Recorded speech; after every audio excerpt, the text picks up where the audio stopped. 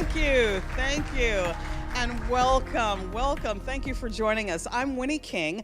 I am the Assistant Vice President of Public Relations and Social Media at Cook Children's Healthcare System in Fort Worth, Texas. And welcome to a conversation with Valerie Gibbs. Valerie is a registered nurse, and she is also the director of Cook Children's Perioperative Surgery Team. That means she keeps things running smoothly.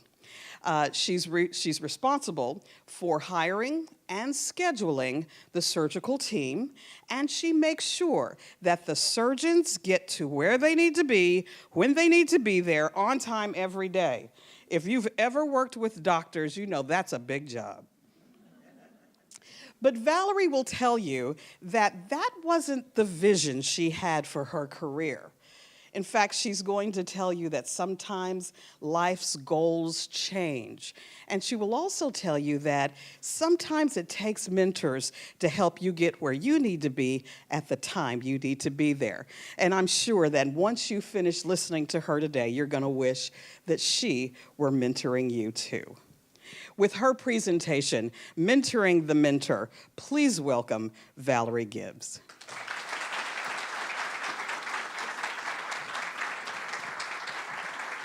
Thank you. The year was 1993. I was starting my senior year in high school, and I had a gift that I was prepared to give to the world. I knew that this gift would be the pride and joy for my mom and dad. I knew that it would wow everyone around me. And I also knew that this gift probably was pretty rare for someone my age and at this point in my life. That gift was a plan. And that plan was what I was going to study in college and what I wanted to be when I grew up. And that very plan was simple. I wanted to be the next Katie Couric. Now, for those of you who don't know who Katie Couric was, she was, at the time, the lead anchor of the Today Show, the talk show on NBC. She was a respected newswoman. She was confident.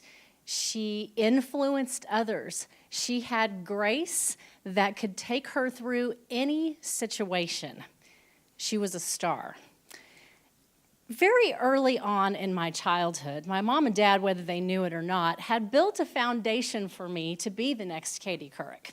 When I was very small, I had two modes, talking and sleeping.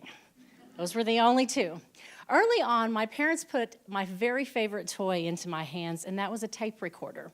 I imagine what their thought is that maybe if they gave me a tape recorder, I would learn to listen instead of talk. But of course, no, that didn't work, because what did I do with a tape recorder? And if those of you don't know what a tape recorder is, access Google. It will totally fill you in on 80s technology.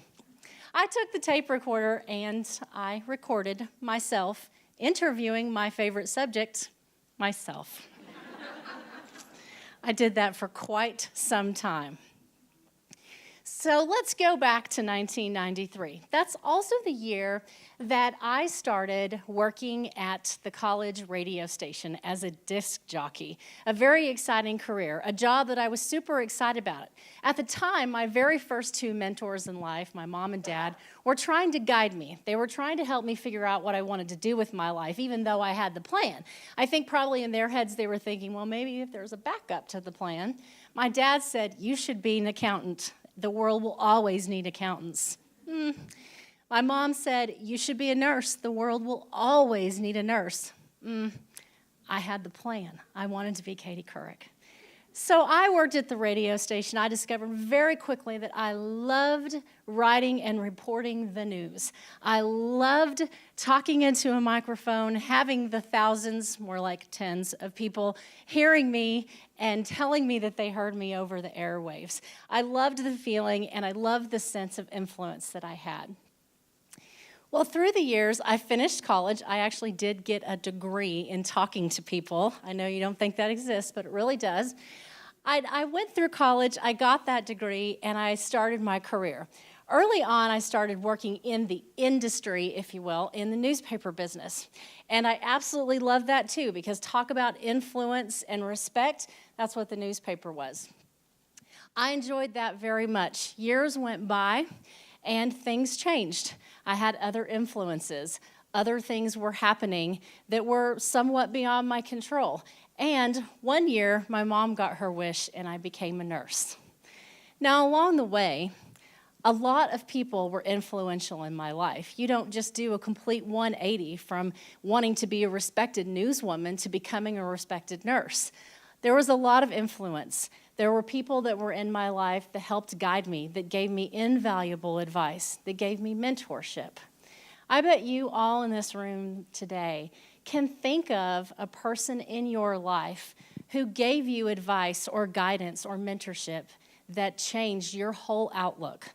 Well, for me, that happened. And I want to tell you that the one thing that I've thought about for all of the times, for all of the advice, all the mentorship that I've ever gotten, is that mentors are not somebody that you go just pick out of a catalog. They're not appointed. They're earned. They're people in your lives that are disguised in many different roles, not just professionally, but personally as well. So I got to thinking, what was it about me that attracted some of the people who have been the most influential in my life? As I said before, mentors are earned. So for a few very short minutes, I would like to tell you about the 5 things that I think are the most important ways for you to attract a mentor. The first one, I call this one the dryer sheet effect. This is a very easy one. It's all about your poker face. Very early on in my newspaper career, my mentor told me, until you are able to control the expressions that flow across your face, no one will take you seriously. I thought, well, my goodness, I'm full of life. I smile a lot, and apparently I did a lot more than just smile in groups of people. She said, you have to figure out how to control your poker face. Well, I have a coworker that has a very distinct sensitivity to odor. She can smell the worst smell a mile away before anyone smells it, and she can also smell somebody 20 yards out putting on a nice scented hand lotion. It's a sensitivity to any kind of odor. Well, when she travels, she does the most brilliant thing. She takes a dryer sheet with her, and when she gets on an airplane, and you know airplanes, it's a very small space, and when odors happen in airplanes, they are accentuated, if you will, by your small space. So she sits down, she smells something that may not be so appealing, and she pulls the dryer sheet out of her bag, tucks it right here in her collar, and it's magical. All of a sudden, fresh, clean laundry all around her. So I apply this to the poker face because it's an important one. What does your face do whenever you smell something that's not exactly appealing? You immediately are like, no. And then all you have to do is picture fresh, clean laundry, and magic, your smile comes up and you have a poker face. It's the dryer sheet effect. Try it at home. It's a really good parlor trick as well. My second tip starts with a teenager. If you have a teenager, if you were a teenager, or maybe you know a teenager, this will apply to you.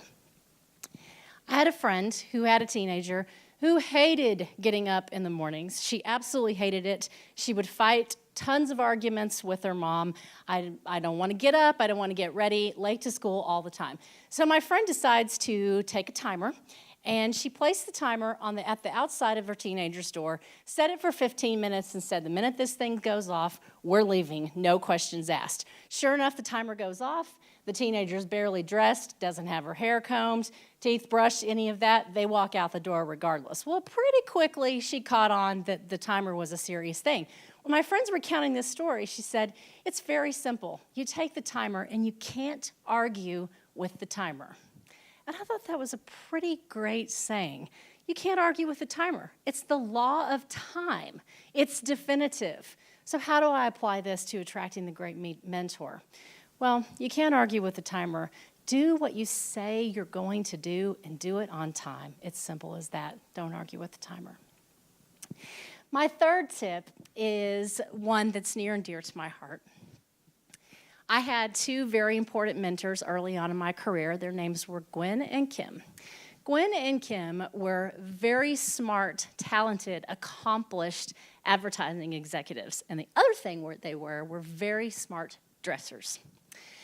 I very much wanted to be influenced and mentored by Gwen and Kim. I knew that there probably wasn't a lot that they could learn from me, but I certainly could learn a ton from them. They were my leaders. They wore great shoes. They love shoes. I love shoes.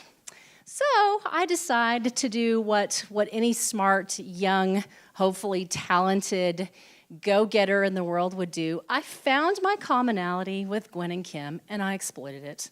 I wore great shoes, or what I thought were great shoes, and I would parade by Gwen and Kim. Hey, Gwen and Kim. Hey. How are you today? Hey, find any great shoes today? Before you know it, it's a conversation starter, right? It's an icebreaker. And before you know it, I was able to spend a lot of time with Kim and Gwen, and they were wonderful mentors and wonderful friends to me. And that's all it took to put your best shoe forward. And that is my number 3 tip. Put your best shoe forward. Take whatever it is that you can find as a commonality and exploit it. Number 4.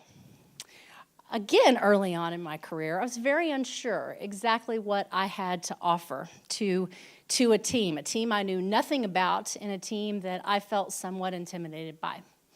Well, a coworker catches me one day sitting at a computer, and she asked me a question. Now, I felt pretty confident with computers, and she most definitely did not. It was not an easy subject for her.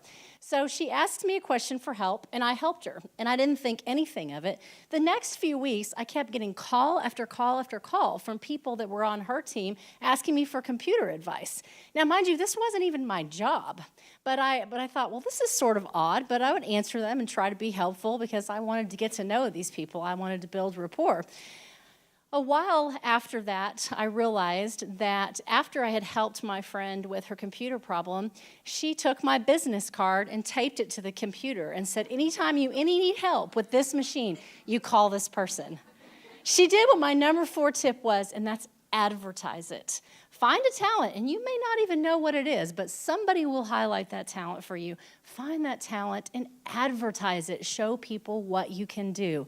People will want to invest in people who are confident in what they have to offer.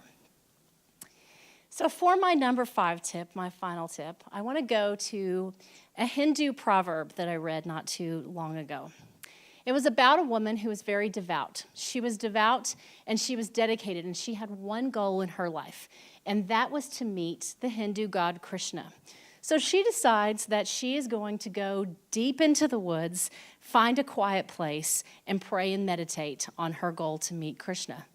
Well, her praying and her meditating paid off, because through the clearing of the trees walks in the god Krishna. He walks right up to her, and he taps her on the shoulder. And without opening her eyes and turning towards him, she says, "Get away. I'm trying to meet the god Krishna." And, well, he walked away. So for my number 5 tip, never, ever give up on your dream to be Katie Couric. But also, don't be so focused on that dream and that goal that you don't see it when you've already made it. I stand in front of you today.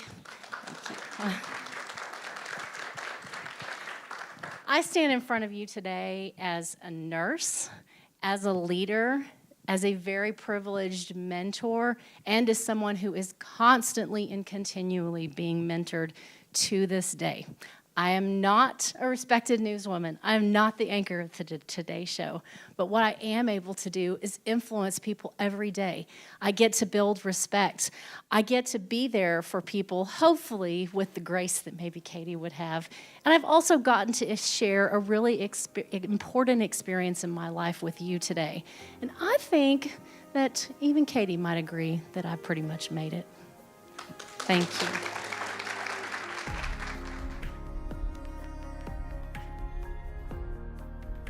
Valerie, thank you for those tips. That was so wonderful. Thank you. My goodness, so many thoughts about being a mentor and mentoring. Are you mentoring now? How are you doing Absolutely. Every day. And I think it's more informal than anything. I try to lead by example. I try to be able to offer offer experience or maybe just an ear when it's needed. But I do have the opportunity to mentor. So you wanted to be Katie Couric forever. Forever. How did you get the influence? What was influencing about becoming now a nurse? Oh, well,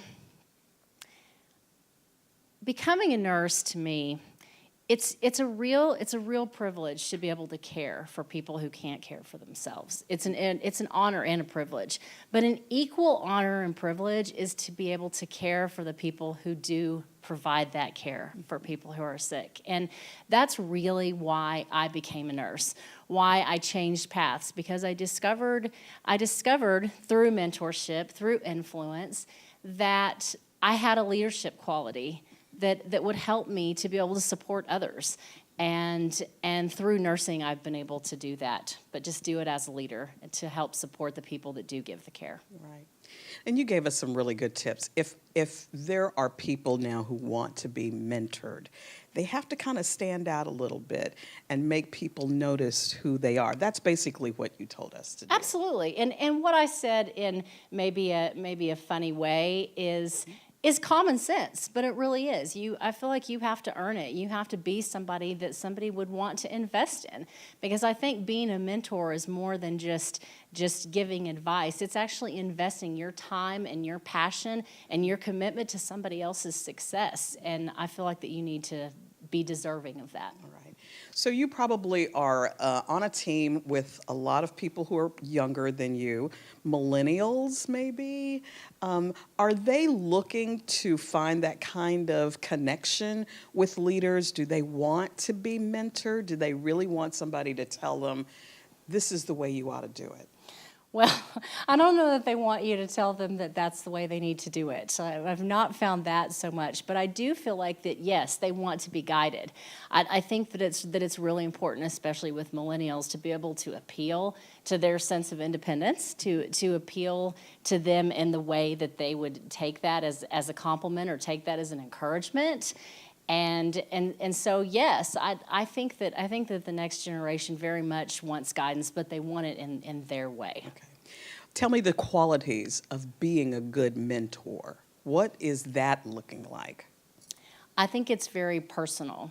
I think that being a good mentor means that you really do take the time to assess the needs of the person that you're going to invest in, because not everybody needs the same kind of guidance.